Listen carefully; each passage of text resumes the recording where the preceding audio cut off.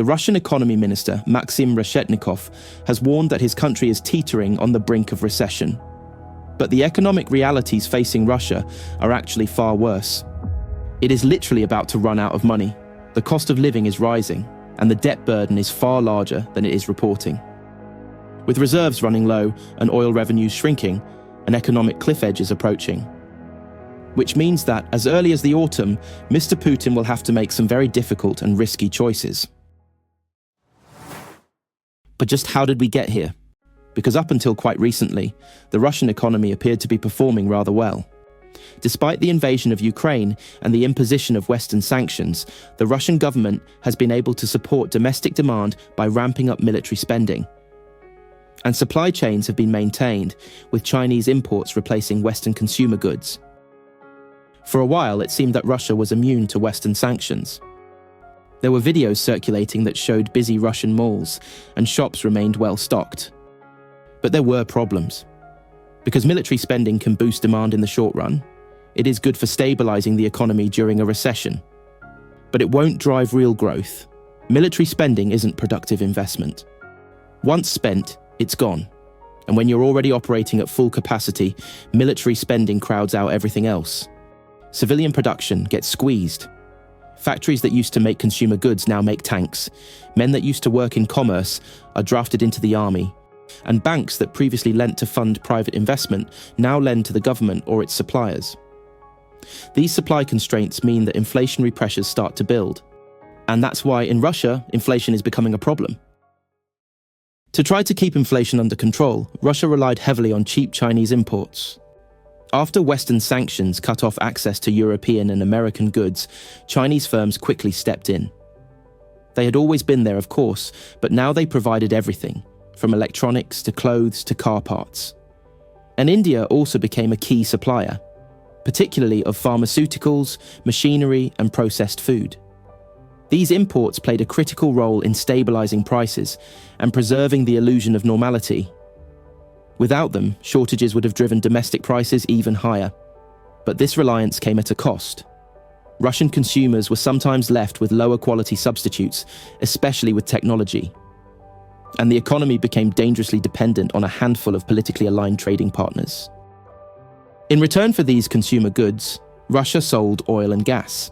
It was a marriage of convenience. Russia needed to sell, and China was happy to buy. Even better for China, Western countries had imposed a price cap of $60 per barrel. The cap was introduced by the G7 and the EU in late 2022 and was designed to achieve a delicate balance. Keep global oil prices from spiking while starving Russia of windfall profits that could finance its war. Because Western firms dominate shipping and insurance, they could enforce the cap even for oil sold outside their borders. Russia could still export, especially to countries like China, India, and Turkey, but only at a steep discount. Most Russian oil, particularly Urals crude, has been selling below the cap, often in the $50 to $60 range. Now, Russia can still make money at those prices. Its production costs are low, and its state-owned oil companies still generate taxable profits, but not enough. Experts estimate that the Kremlin needs oil prices of around $70 to $80 per barrel just to balance its federal budget. That's the so-called fiscal break-even. Below that, it's a little underwater, meaning over the past 2 years, that slow, persistent shortfall has quietly drained Russia's financial reserves. So how did Russia cover the shortfall? Well, when oil revenues weren't enough, the government tried to fill the gap using its National Wealth Fund, hidden borrowing, and creative accounting. And this is where things get murky. Officially, the Kremlin insists that its debt is low, just 20% of GDP, one of the lowest debt figures in the world. But very few economists believe that number. Back in 2019, the IMF raised concerns that Russia's true liabilities could be far higher, possibly several times the official figure, once off-balance sheet borrowing was accounted for. Since the invasion of Ukraine, those concerns have only grown. Russia's war effort, sanctions, and falling oil revenues have created a fiscal hole that can't be explained by Russia's reported borrowing alone. And when you have an authoritarian and highly centralized economy like Russia, hiding debt is quite easy. Suppliers can be pressured to accept long delays in payment, Large contracts can be financed indirectly through state banks, which don't report the transactions transparently.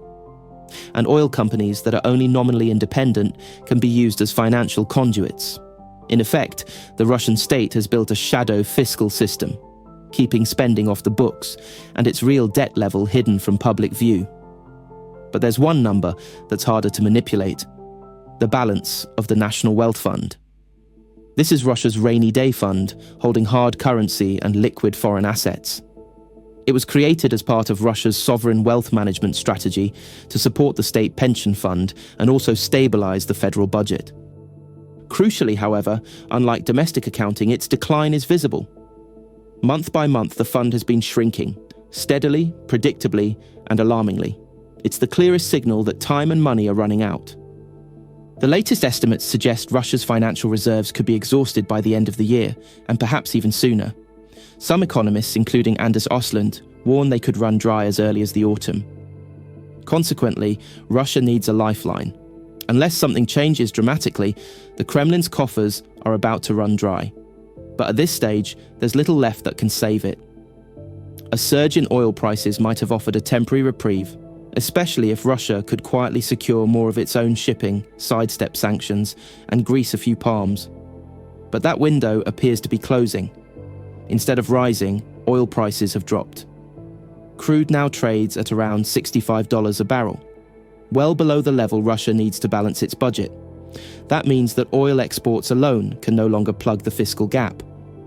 The war has become a massive drain, and the economic tools that once kept Russia afloat, oil revenues, creative accounting, and its foreign reserves, all appear to be reaching their limits.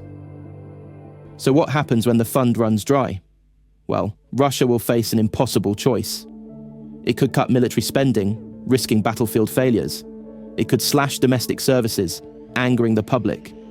It could raise taxes, choking off what's left of private enterprise. Or it could print money, fueling inflation and potentially triggering a full-blown crisis. These would all be incredibly risky for Mr. Putin, because even authoritarian regimes can face a lot of resistance when basic goods and services are expensive and in short supply. But this is the dilemma that he faces, because you can massage the numbers, suppress the press, and jail the critics. But, as the previous Soviet leadership discovered, you can't fake it when the shop shelves are empty. A link for the next video should be on your screen now. Just click to keep watching. I hope you enjoyed this video. If you did, then please like, subscribe, and comment. Thanks for watching.